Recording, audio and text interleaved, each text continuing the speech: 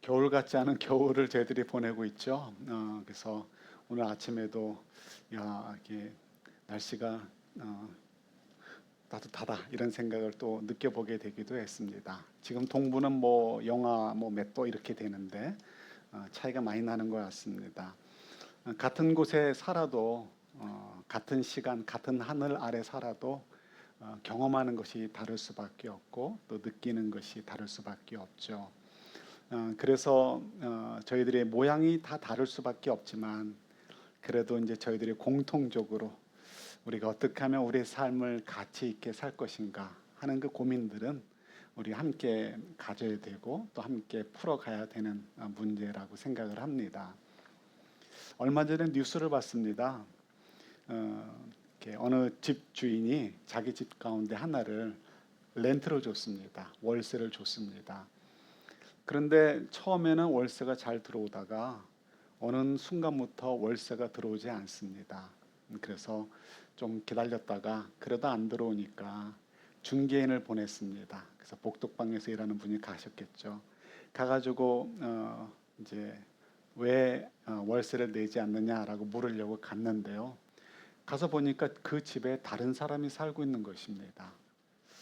그러면서 하는 얘기가 중개인이 이야기하기를 월세를 안 보내서 왔습니다 했더니 이분 얘기가 나는 전세로 살고 있는데요 이렇게 이야기를 하더라는 것입니다. 뭐가 잘못됐을까요? 그 월세로 처음에 들어온 사람이 사기꾼이었던 거예요. 그래서 자기가 월세로 들어왔음에도 불구하고 다른 사기꾼인 중개인과 손을 잡고 집주인처럼 행세를 했어요. 그래서 누군가에게 어느 가정에게 그러니까 지금 그 집에 살고 있는 가정에게 전세금을 받고 그리고 그 집을 빌려준 거죠. 근데 빌려준 게 아닌 거죠. 그 사실을 알게 된 그 집에 살고 있는 지금 전세금을 내고 그걸 다 잃어버리게 된 가정은 정말 난리가 났습니다.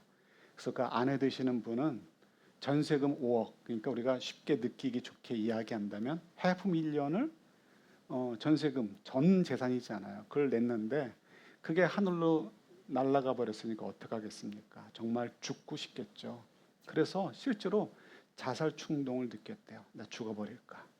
그만큼 절망감을 느끼고 그만큼 힘들었던 것이죠. 여러분 한번 생각해 보세요. 그 5억 정말 가치 있는 것 아닙니까? 그 가정에게는 내가 죽고 싶다 할 만큼 내가 정말 자살이라도 해야 되나 할 만큼 큰 가치를 가지고 있는 돈입니다.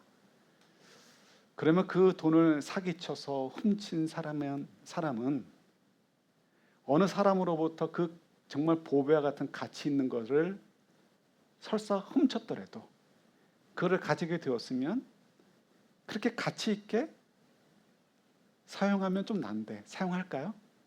절대 그렇지 않겠죠. 알고 보니까 그 사람은 여러 사람들에게 그렇게 사기를 치면서 손해를 끼쳤고 당연히 그런 사람들은 그렇게 얻게 된 돈을 정당하게 사용하지 않는 것을 저희들이 알지 않습니까?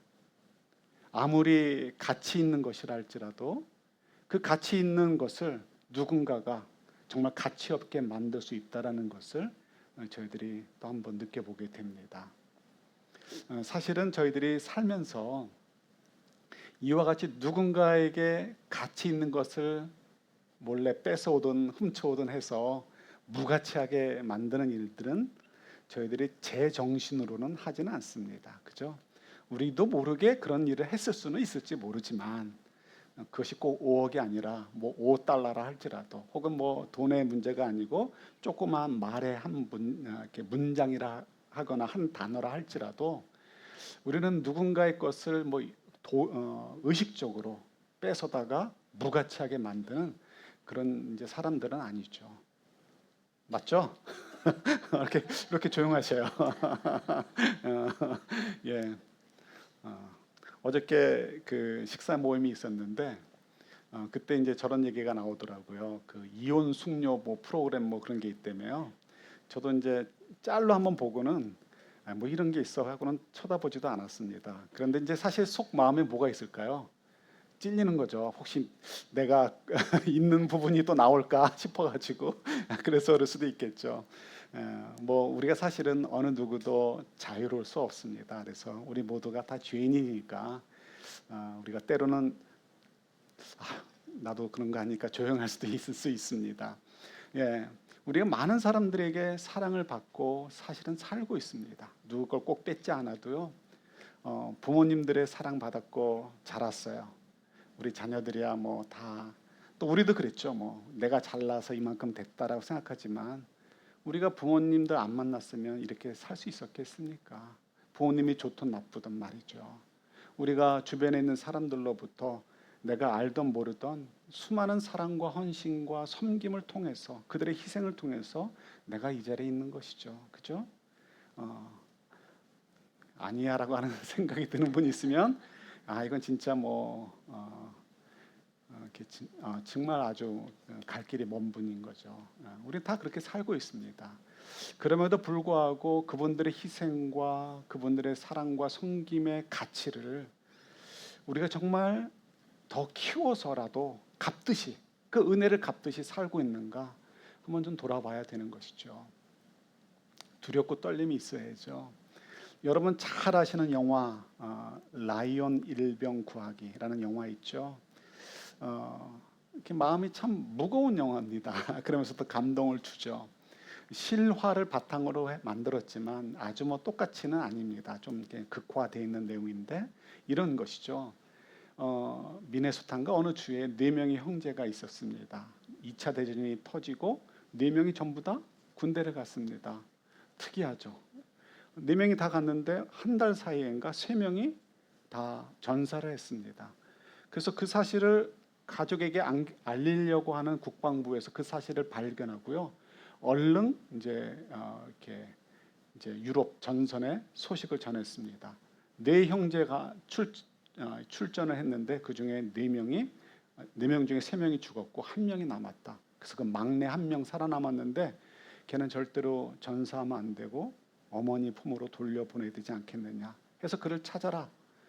그래서 라이온 일병 구하기 부대가 7명인가가 차출돼 가지고 출발하게 됩니다.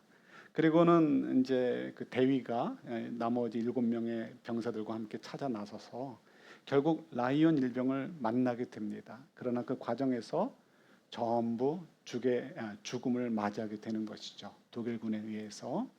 그때 이 라이온 일병이 굉장히 괴롭지 않습니까? 나는 돌아가지 않겠다고. 그때 이 대위가 죽어가면서 하는 말이 그것입니다. On this, on it. 풀어 얘기한다면 우리들의 희생을 무가치하게 만들지 말고 잘 살아라. 이 기회를 잘 받아가지고 잘 살아라. 이렇게 얘기한 것이죠.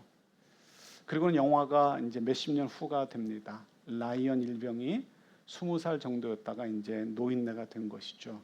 그리고는 그 대위의 묘비 앞에 가서 아내와 앞에 가서 영화의 마지막 장면을 차지합니다. 아내에게 묻습니다. 여보 나 잘 사는 거지? 나 부끄럽지 않게 가치 있게 잘 사는 거지? 라고 묻습니다. 그러면서 영화가 끝을 맺죠. 오래된 영화라 저도 가물가물합니다. 어떻게 보면 사실은 저희 모두는 이 라이온 일병처럼 그런 사랑을 받고 살고 있는 것이죠. 꼭 다른 사람이 나를 위해서 전사하지는 않았다 할지라도, 꼭 생명을 놓치지는 않았다 할지라도 정말 수많은 희생과 또 헌신 속에 우리가 살고 있습니다. 그래서 저희들이 정말 다른 사람들이 나를 위해 헌신해주고 수고해준 것, 희생한 것에 대해서 감사히 여기고 그들의 그 가치를 내가 좀 이어받았으니까 그 가치들을 잘 우리가 또 따라 살아가고 그 가치를 또 키워서 나눠줄 수 있는 그런 삶을 살아야 되는 것이죠. 그래서 우리 이렇게 아주 대표적인 말씀 가운데 고린도후서 5장 14절 15절 말씀이 있어요. 한번 같이 보도록 할까요? 고린도후서 5장 14절 15절 같이 한번 받겠습니다.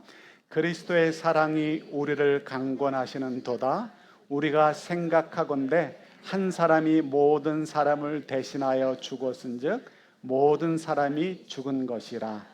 그가 모든 사람을 대신하여 죽으심은 살아있는 자들로 하여금 다시는 그들 자신을 위하여 살지 않고 오직 그들을 대신하여 죽었다가 다시 살아나신 이를 위하여 살게 하려 함이라. 아멘. 우리 여기서 보면 14절 15절에서 우리를 위해서 죽으셨다라고 말씀하십니다. 그리고 우리도 죽었다라고 말씀하십니다. 그때 죽었다라는 건 뭐예요? 우리 born again 할 때 얘기하는 거죠. 그래서 우리가 죄로부터 죽었다 라는 것을 이야기합니다. 그리고 이제 우리는 어떻게 됐습니까? 이제 다시 이제 born again에서 새 생명을 누리게 되는 것이죠. 그래서 다시는 이제 우리가 죄송합니다. 다시는 우리 예전처럼 살지 않고 하나님의 자녀가 되었으니까 이젠 사탄과 죄의 자녀가 아니고 하나님의 자녀가 되었으니까 이제 다시 그 뒤로 돌아가지 말고 하나님의 자녀답게 살아야 됩니다. 그것이 하나님 아들이신 또 하나님이신 예수님께서 우리를 위해서 헌신하신 가치를, 그 수고의 가치를 망가뜨리는 것이 아니고 그 가치에 합당하게 사는 것이고 그리고 그 가치를 키워서 나누는 것입니다라고 이야기하고 있는 것이 고린도후서 5장의 내용들이기도 합니다. 이렇게 예수님의 희생과 사랑, 섬김만 보아도 그렇지 우리가 어떻게 함부로 살 수 있을까 생각하게 되는 것이죠. 근데 우리가 찬양 지난주도 그렇고 이번 주도 그렇고 성령님이 우리 가운데 임하시길 위해서 찬양을 했었는데요. 성령의 도우심이 없이는 우리가 깨달을 수가 없습니다. 정말 예수님께서 나를 사랑하여 주셨다라는 사실, 나를 위하여 이 땅에 오셔서 죄로부터 구원해 주셨다라는 사실, 부활하심을 통해서 내가 거할 곳을 예비해 주셨고 영생을 주셨고 그리고 이 땅에 사는 동안에도 임마누엘 해주신다는 사실을 이게 우리가 머리로는 되지 않습니다. 정말 성령님께서 우리 가운데 임재해 주셔서 우리 영의 눈을 열게 해주시고 그리고 믿도록 해주셔야 되는 것이죠. 그래서 만약 저희들이 이것이 때로는 흔들려도 어렴풋이라도 믿어진다고 한다면 그것이 사실은 어떤 면에서 저와 여러분들이 성령 세례를 받았구나 하는 것을 확인해 주는 답이다라고 이야기할 수도 있습니다.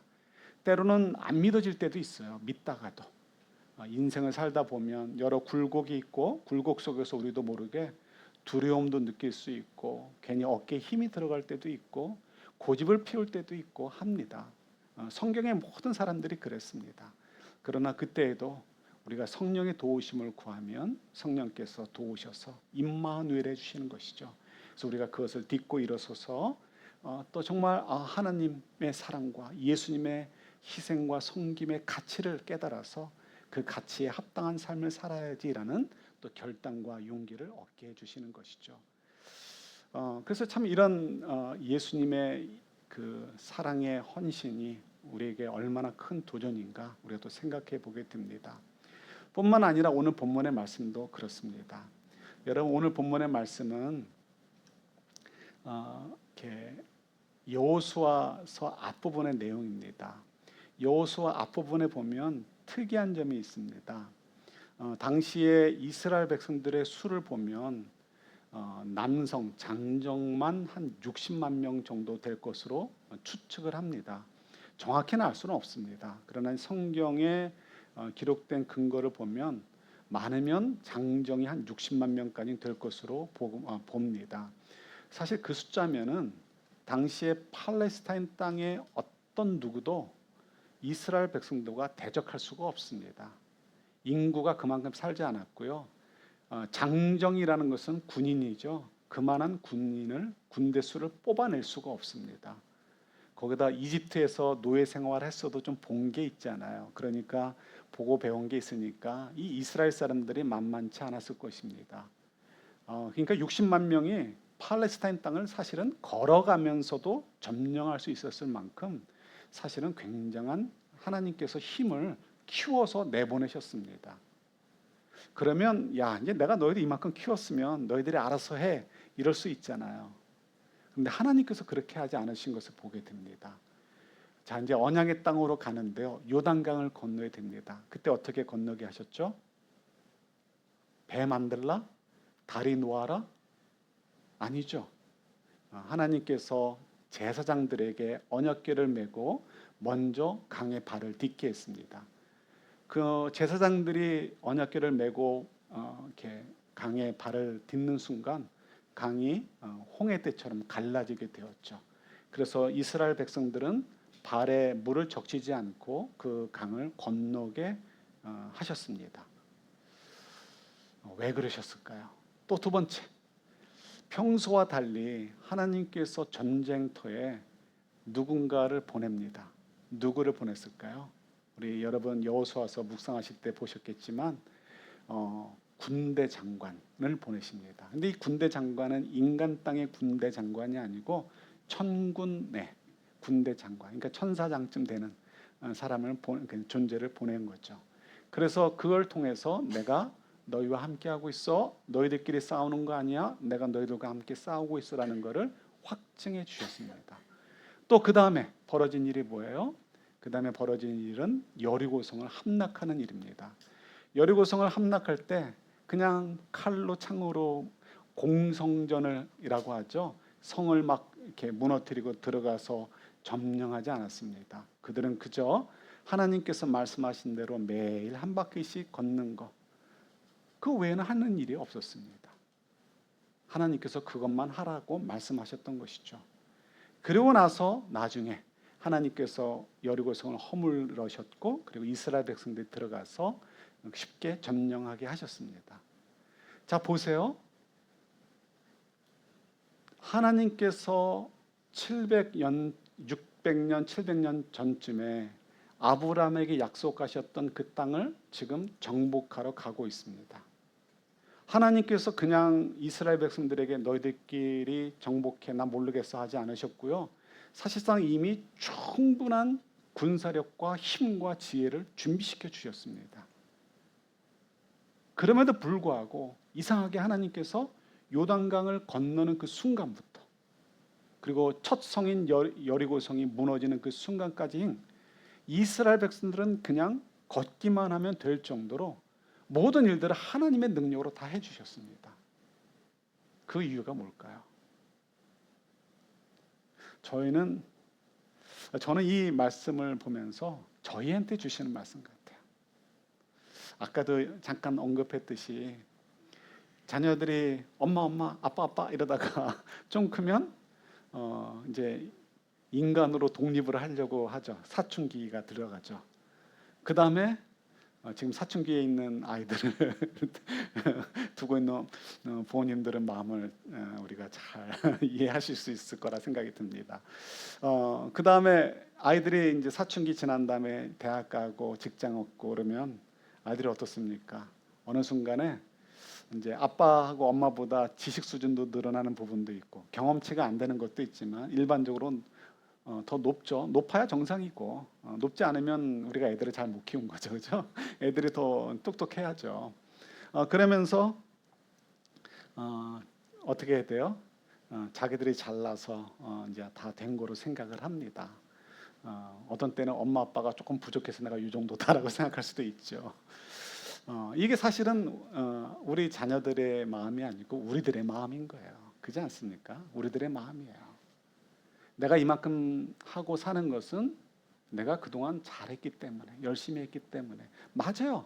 열심히 했으니까 뭐 얻죠. 공부 안 하고 학점이 나올 수 없고 9 to 5가 아니라 그 이상으로 열심히 일하지 않으면 경쟁에서 여러분들이 살아남을 수가 없죠. 열심히 운동하지 않고 건강을 유지할 수 없죠. 뭐 타고나는 것들이 물론 있다 할지라도 그래도 개발하고 열심히 하지 않으면 공부든 비즈니스든 뭐 사업이든 직장 생활이든 건강이든 어떤 것도 관계든 어떤 것도 저절로 되는 것 하나도 없습니다. 그런 면에서 저희들이 수고한 건 맞습니다. 부분이 있습니다. 그러나 우리 아이들이 정말 애쓰고 열심히 공부해서 뭐 좋은 학교 가고 좋은 잡을 갖는 거 그들이 열심히 했어요. 맞아, 인정합니다. 그러나 그러기 위해서 누가 있었어야 돼요? 부모님들이 있어야 됐고 주변의 사람들이 있어야 됐습니다. 이해되시죠? 우리도 마찬가지라는 거예요. 우리가 누리고 있는 모든 것들은 다 누가 우리에게 허락하신 것이다? 하나님께서 허락하시고 맡기신 것이라는 거예요. 지금 하나님께서 이스라엘 백성들이 60만 명이나 되는 군사력을 가지고 그냥 쓸어버려도 되는데 그렇게 하지 못하게 하시고 때로는 걸림돌에 걸려 넘어지기도 하시면서 특별히 초장에 첫 번째 그 메이저 사건들 속에 하나님께서 전적으로 개입하시고 이스라엘 백성들은 아무것도 안 해도 되도록 하신 이유가 있다는 것이죠. 지금 너희들이 생각할 때 이만큼 힘을 얻고 이만큼 이제 가면 정복할 수 있을 만큼 준비된 것은 너희들이 잘나서가 아니다. 뭐다? 누가 준비해 주신 것이다? 하나님이 준비해 주신 것이다. 왜? 700년 전에 아브라함에게 밝히셨던 하나님의 계획, 그 계획이 뭐예요? 이스라엘 백성들을 민족을 이루고 나라를 이루게 해서 그것을 근거로 해서 온 세상에 뭐가 되게 하시겠다? 복이 되게 하시겠다. 복의 근원이 되게 하시겠다라는 하나님의 계획을 위해서 하나님께서 지금 일을 진행하고 있다라는 사실을 이스라엘 백성들이 되새김하기를 원하시는 거예요. 이제 가면 내가 얼른 그냥 땅 많이 차지하고 얼른 배불리 먹고 살아야지 이런 생각이 아니라 하나님께서 우리를 이렇게 준비해 주신 이유는 우리가 열심히 산 것도 있지만 우리가 잘나서 그러는 것이 아니라 하나님께서 우리에게 이런 능력들을 허락해 주셨는데 주변 사람들을 통해서도 나를 이만큼 성장하게 하셨는데 그 이유는 하나님께서 우리 조상 아브라함에게 주셨던 말씀처럼 우리로 하여금 나로 하여금 내 인생을 통해서 이 세상이 복이 되고 복의 근원이 되게 하시기 위함이지라는 것을 기억하고 살도록 하기 위해서 이스라엘 백성들에게도 그래서 이런 일을 경험하게 하신 것이고요. 우리들에게도 이런 말씀을 성경을 통해서 알려주시는 것이라는 것이죠. 그래서 저희가요 항상 기도할 때는 그죠? 무엇을 먹을까, 무엇을 입을까 맨날 내 생각만 하지 마시고 주님이 말씀하시잖아요. 그런 거는 하나님의 자녀가 아닌 사람들이 기도하는 거고 뭐 기도하라? 먼저 그의 나라와 그의 일을 구하라. 지금 하나님께서 이 여호수아서 오늘 본문 말씀을 통해서도 알리고 싶으신 것 그래서 그런 일들을 기억함을 통해서 하나님을 경외하도록 하기 위함이다라고 말씀하고 계세요. 근데 하나님을 경외한다는 것은 괜히 이게 아니고요. 하나님의 존재를 정말 그 영광스러움과 크심과 놀라우심을 내가 조금이라도 알아서 정말 하나님을 향하여 내가 마음을 활짝 열고 기쁨으로 엎드려져서 하나님께서 나에게 부여하시는 인생의 가치를 따라서 살아가는 것. 그것이 바로 하나님을 경외하는 것입니다. 교회 와서 이게 경외하는 게 아니고요. 이거는 정말 우리 인생의 100% 중에 0. 몇 프로밖에 안 되고 여러분들의 삶의 터전 속에서 여러분들의 가정에서 직장에서 여러분들의 만남들 속에서 사회 속에서 세상 속에서 우리가 하나님을 경외하는 모습을 하나님을 찬양하는 모습을 보여줄 수 있어야 되는 것이죠. 그래서 지금 이렇게 역사하고 계시는 것을 우리가 여호수아를 통해서 확인하게 되는 것입니다. 그럼 우리는 어떻게 하면 가치 있는 삶을 살까요? 많이 있죠. 너무 많이 있죠. 근데 오늘은 특별히 우리가 이 관계가 참 중요한 것 같아요. 우리 찬양할 때도 잠깐 말씀드렸듯이 점점 우리들은 땅이 좁아지는 것 같습니다. 우리들의 마음의 땅, 우리들의 관계의 땅, 우리들의 어떤 신앙의 땅들이 점점 좁아져 가지고요. 신앙생활도 이만큼 내가 설정해놓은 그 안에서만 신앙생활하려고 해요. 그 밖의 것들은 아무리 얘기해도 한 귀로 듣고 한 귀로 흘려요.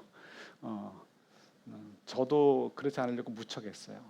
정말 여러분들도 애쓰셔야 돼요. 정말 이거 어려워요. 쉽지 않습니다. 이미 익숙해진 것들이 많아서 내가 너무너무 주인이 되고 싶어가지고요 막 벽을 쌓아가지고 다른 사람들이 내 안에 들어올 수가 없어요. 내 중심이 되어지고 그래서 정말 땅끝이 멀리 있지 않고요 고개만 돌리면 다 땅끝이에요. 땅끝. 그래서 주님의 말씀이 들어올 곳도 없고 누군가 우리 안에 내 안에 들어올 공간이 없어지는 그런 시대에 우리가 살고 있죠. 그 사람들이 점점 더 강팍해지고 요즘 미국 보세요.